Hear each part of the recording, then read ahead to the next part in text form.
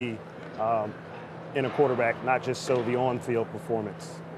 Okay, guys, thanks very much. And now we are underway. We'll take you there live right now inside the Everest Indoor Training Center, the campus of Oklahoma. Here comes Kyler Murray. One throw already in, little quick slant, complete, no problem. Daniel Jeremiah is with us down there as well. And DJ, give us a sense of what you're watching as Kyler begins this session from a mechanics standpoint all the way through. Yeah, one of the things you'd be looking at is just the feet because, the ball jumps out of his hand. You can see that immediately. So it's how crisp are his feet. One of the things he does on tape that is pretty unique is he doesn't have to grind his cleats into the ground to be able to drive the ball and be accurate. But something long-term, you want to see a guy get your feet in the ground, use that base, use that platform. So I'm sure that's something that Jim Zorn, who's running this workout, has been working with him on.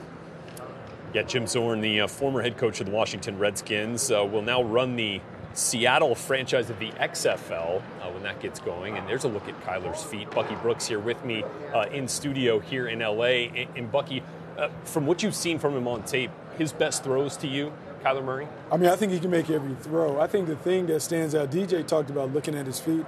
To me, the thing that stands out right away is it is easy for him to make these throws, particularly at short and intermediate range. Not a lot of effort that he's exerting to make throws from far hash to sideline. I think what DJ talks about, being able to throw with his feet firmly in the ground, you do want to see that because in inclement conditions, when the wind is blowing against him, does he have enough arm strength to kind of drive the ball into it? But you can see right now, he has no issues when it comes to making throws all over the field. Question. Another close-up look here at the footwork from Kyler Murray, your 2018 Heisman Trophy winner. He and Deshaun Watson, the only players in college football history to throw for over 4,000 passing yards and rush for over 1,000 as well. It's really using only two guys that he played with. I'm going to jump in here. DJ. Sure. I was going to just tell you real quick, there's nothing more overrated than how a quarterback's going to take a drop that's been in the shotgun. It's like we make this out to be rocket science. It's 5 steps. It's not that hard. This guy was the 9th pick in the baseball draft. He's going to get comfortable with a drop. You can see it already. Looks like he's been doing this his whole life, dropping back very smooth, very fluid. DJ, because you're there, you talked about the ball jumping out of his arm. How hard is it coming out, but is it a very catchable ball? Because from my vantage point, it looks like he throws a nice soft ball for the receiver, but it has plenty of zip to get there. Yeah, I mean, I always think the best throws are firm throws. They're not huge, blow the doors off power throws. They're just nice firm throws, and you'll see some anticipation as well on some of these in cuts. You saw it a minute ago. The ball's out early. It's firm. That's where it needs to be. It's a really, really pretty ball when you get a chance to see it here live.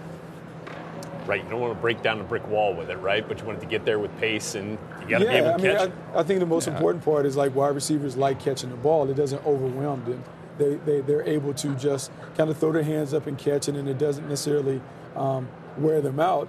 And I just think you can just tell, the baseball background, how easy it is. To me, it's almost like he's caught a can of corn and just kind of throwing it back into the infield. It's Murray kind of simulating stepping up there in the pocket and getting it down over the middle to one of his big fellas right now. And so he's got one of his fullback last year is out there catching passes for him, and a redshirt receiver as well, Charleston Rambo, out there that he threw some passes to last year for the Sooners. Otherwise, a couple of former Oklahoma wideouts back in 2016 that are there here catching passes for Kyler Murray here in his pro day. Remember, we did not see him throw in the combine, so this is our first shot here since the end of the regular season for Oklahoma to see what Kyler Murray's been working on. And if you did have to look, Bucky and DJ, from the tape that you guys watched, if there were areas where you wanted to see him get better as a passer, things that you're looking for then to kind of help give you some evidence of that improvement. I think the big thing that you wanted to see from Kyler Murray off his game tape, you want to see how is he going to perform when the pocket is a little muddy. Right. Does he have the discipline to stay in the pocket, deliver accurate throws, or is he going to be a guy that looks to leave the pocket as soon as the first sign of it breaking down? The great quarterbacks in this league are able to kind of stand there when rushers are kind of beating down on them and continue to deliver accurate throws. I believe he can do it, but you want to see more evidence of it on tape.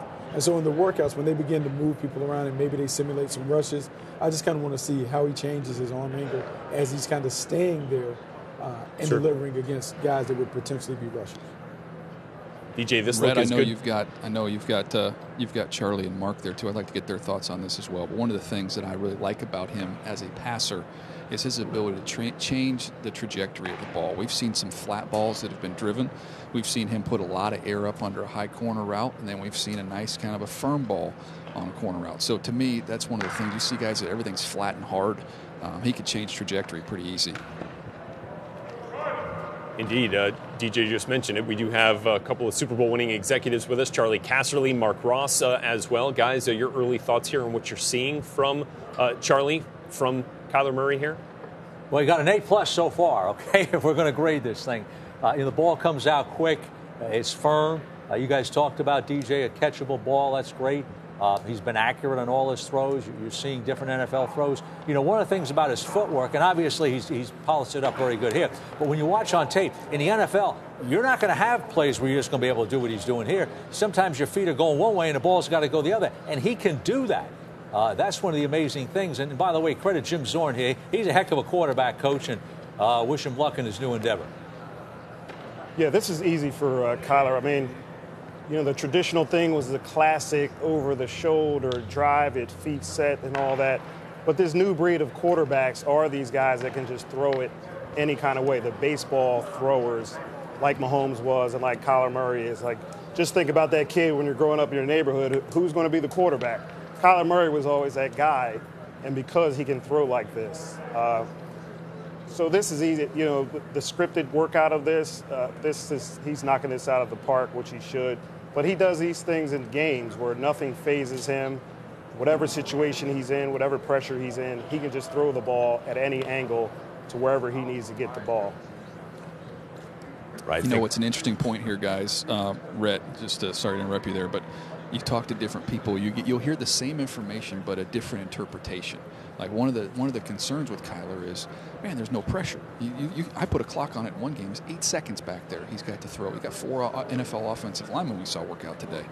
And then you talk to somebody else and they'll say, you talk to one person and say, you know what, I don't know how I feel about that. I mean, they rushed 3 against him. He's not going to see that in the NFL. At times, he's not going to be there. You talk to somebody else and say, man, if I had a quarterback that mobile, they can only rush 3 against him because they got to count for his athletic ability. So it's the same exact information. Somebody spins it positive and somebody else will spin it negative. Right, yeah. Right. It kind of depends on your perspective of it all, I guess. That's a good point there, DJ. But, the one thing, if you do kind of turn on the tape, he wasn't hit a whole bunch at Oklahoma. He did have the luxury of playing in front of some really good offensive linemen and kind of has been in a winning situation, surrounded by a lot of talent going all the way back to his high school days, right, Bucky? Yeah, he has. Look, the guy's been a winner. 43-0 as a high school player, won 3 straight titles at Allen High School. Has continued to be successful whenever he's had the opportunity to play.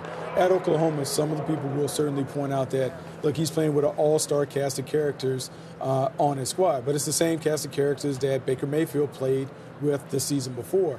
And I think what helps Kyler Murray in the evaluation is Baker Mayfield was able to quickly and seamlessly transition from the college system that he played at Oklahoma to the pro system that he was thrust in Cleveland. And he had a lot of success.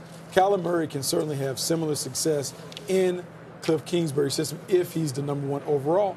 But really, I think he can kind of fit into any situation and system. A lot of it depends on the play caller and what will the play caller design to allow Kyler Murray to be very, very comfortable, because he has a complete toolbox. He can win in a variety of different ways from the pocket.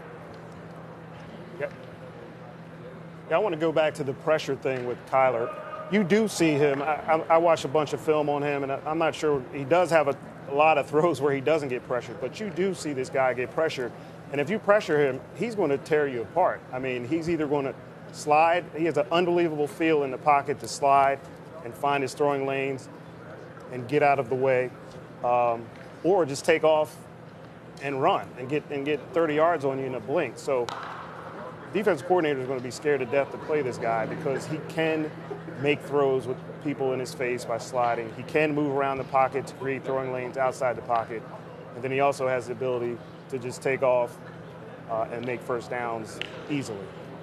Sure, and while we didn't get to see him run the 40 today, you know what? I think you turn on any Oklahoma Sooners game this past year, and you're going to see how fast he was. Right? I've never seen a guy go from 0 to 100 as quick as Kyler Murray does. I mean, it is unbelievable how he can just go from standstill or just slightly moving and then just take off in an instant.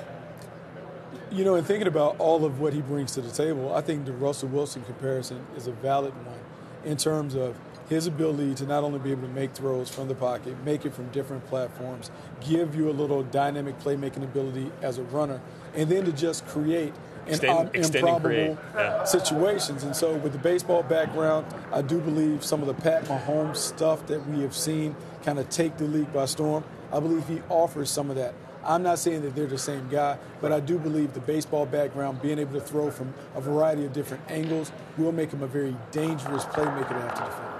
DJ, do you kind of fall into alignment on that comparison in those types of categories with Mahomes? You know, it's interesting because it's what we were talking about, putting this all together with, is he going to be under pressure? Has he been under pressure? And what's he going to do when he is at the next level? And it's, hey, if you want to throw a bunch of guys at Russell Wilson, you want to blitz Russell Wilson, you better get home, because if you miss him, he's either going to create enough time to gash you over the top in the passing game, or you're going to be left naked and he's going to take off and get 40, 50 yards with his legs. So it really discourages that type of approach defensively. Right, do it at your own which risk. is a huge advantage when you're scripting and putting a game plan together. And so Kyler Murray, again, pretty impressive thus far here. DJ, does it look as good to you there in person as it has here on the screen to us? It's just easy. Yeah. It's just easy. Everything is real smooth and fluid and easy. And he missed a seam where he tried to really power the ball and it got a little bit up on him, and it was incomplete. So they came back to it about maybe 8 or 9 throws later. He put a little more air under it. He kind of chuckled a little bit, just kind of making that adjustment. I'll get the completion this time. But the best way I'd say it, he is very comfortable in this environment. Very comfortable. Right there behind Kyler Murray, just to his left, you see the head coach of the New York Giants, Pat Shurmur, who no longer has the luxury of calling plays that involve Odell Beckham after the Giants sent him packing to Cleveland, but getting a front row seat there to Kyler Murray's workout. All 32 teams represented here, as you would expect at an Oklahoma Pro Day. But again, interesting to note that the Cardinals did not send their head coach Cliff Kingsbury, GM Steve Keim, or Michael Bidwell as well there. They do have scouts in attendance, obviously, as well. But yeah, they have scouts in attendance. Maybe they elected to watch the coverage on NFL Network, and they said, look, perhaps. I can get a better view just by sitting in the seat in the offices there in Tempe. Eventually, they'll have an opportunity to work Kyler Murray out, and they'll be able to put him through the paces. But in terms of this workout, look, he's just checking off the boxes. We knew he was an A-plus arm talent. We knew he has tremendous athleticism.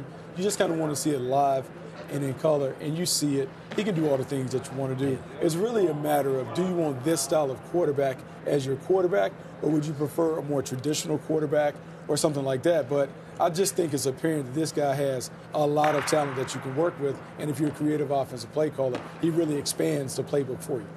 Yeah, Jim Zorn, again, you see there in the white shirt and black pants running this throwing session for Kyler Murray, longtime quarterback coach in the NFL. Spent 11 seasons as a quarterback in the league and was the head coach of the Washington Redskins for 2 years. Kind of curious as to what kind of insight and coaching that he's been able to provide Kyler Murray. Well, I will say this, having worked with Zorn with the Seahawks for 3 or so years, he is a bright mind. He is a great quarterback developer. He does some unorthodox things in terms of on the field to get quarterbacks ready to play. He does a great job of pushing them outside their comfort zone so they become more comfortable in chaos. And what he has been able to do, you can already tell just in doing the drops from under center, how comfortable Kyler is. I mean, you're dealing with a talented athlete, but just making sure he's very, very comfortable being able to do the traditional 3, 5, 7-step drops that some play callers like to have. And then I'm sure he is being able to help Kyler Murray on the board. The big question that a lot of teams will have coming from the air raid system, which some would say maybe is simple, can he take a playbook that is full of volume, understand it, express it and communicate it to his teammates while also knowing where the reads go? I think he can. I just think it's a matter of matching up the athletic talent with what he's able to do from a mental standpoint to make sure that he's able to play quickly in his first year. DJ, I'd love to get your thoughts hey guys, in that regard. simply wondering if the success of Baker Mayfield making the transition as a rookie has any effect on how guys kind of evaluate the potential of Kyler Murray to do the same. Yeah, look, he's smart. Everybody you talk to talks about how smart. He said it with Baker Mayfield. They say the same thing here with Kyler. So it's going to be different just in terms of the terminology, being a little bit more when you get to the next level. But he's going to be able to pick that up. He had protections at his disposal at the line of scrimmage. So he's had some work in that department. They don't have a ton of different protections, but he get a chance to make those decisions. So that'll help him get going there. And to me, it just, you look at the mental capability he possesses, and then you have to do your homework on the work ethic. And everything I've got here talking to folks at the school was that he's going to put in the time to get that done. So I don't really worry about that from a transition standpoint. The one point I did want to bring up, we're probably, 35 throws in? How many movement throws? Zero. They are showing his ability to drop back and throw the ball right from the pocket. We know he can scramble around and run around and roll outs and boots and make all kinds of crazy throws. They're not doing that. They're making a statement from the pocket today. You know, DJ, and speaking of that, like when we watched the tape and when you watched the tape, I thought he was a guy that really performed primarily from the pocket. I didn't see a guy that was really on the edges making a lot of plays outside the pocket. What was your evaluation of him when you looked at him on the tape? Did you view him as more of a traditional pocket passer who had the extra flavor when it came to being an athlete? Yeah, he did it about 3 times a game. So he was in the pocket the majority of the time, in a clean pocket, mind you, for the most part, throwing the ball from inside. But when you got run-throughs, he had a couple plays where you could put the Globetrotters music as background music because he scrambled around and weaving and moving like all over the place, buying all kinds of time. Yeah, I did do that on Instagram, right? I appreciate that. Move the 6 on Instagram, good plug. But he's got that capability, and he just pulls it out when necessary. It's not his primary weapon, but when he's forced to use it, he can do it. Most pro days, you see a million of these quarterback pro days, they're mixing in a lot more movement throughout, and so far they haven't done that. So, DJ, a lot of times we talk about accuracy of a quarterback, and you want to see that from his throws in the pocket, which we're getting a good look at here. How would you kind of judge his ball placement, which, again, is a part of the accuracy, allowing receivers to catch a ball and continue running, ball placement in terms of routes being run and giving guys a chance to make plays after they catch it? That's pretty darn good. He's excellent in that department. So, Hollywood Brown, every now and then, is going to be open by 30 yards, and you don't have to put it out in front of him. He can catch it like a punt when he gets that open. Which, by the way, those talking to their coach here, Lincoln Riley, asked him a little bit earlier who was faster between Kyler and Hollywood Brown. And he said in 100, Hollywood. In a 40, it'd be a good race. Really? Okay, well, we haven't seen either one of them run a 40 because Kyler has declined that opportunity. We're not going to see either one of them run a 40 either. I know. And Marquise Brown, Hollywood Brown, had surgery for a Liz Frank injury back in January. So unfortunately, we haven't seen him run as well. Let's get back over to Mark Ross. You have something to add, Mark? Yeah, I just want to talk about the whole nature of these pro days. We go through these pro days with quarterbacks every year in these throwing sessions, and it's designed and set up for quarterbacks to look good. And we kind of come out every year saying, man, he looked great. Teddy Bridgewater is kind of really the only one I can remember where we came out of the pro day saying, man, that didn't look so good. And remember, he had to have a second one where he threw the glove controversy and all that. So Kyler should have come out of this looking good. He is looking good. DJ mentioned earlier there's nothing more overrated than the 5-step drop, but I think just the whole concept of these throwing sessions is, I know it's intriguing and everybody loves to watch it, but if your mind's hasn't been made up on Kyler Murray watching all the film and being in practices up to this point, if you need to convince yourself that he's worth the first pick or second pick, whatever he's going to be, then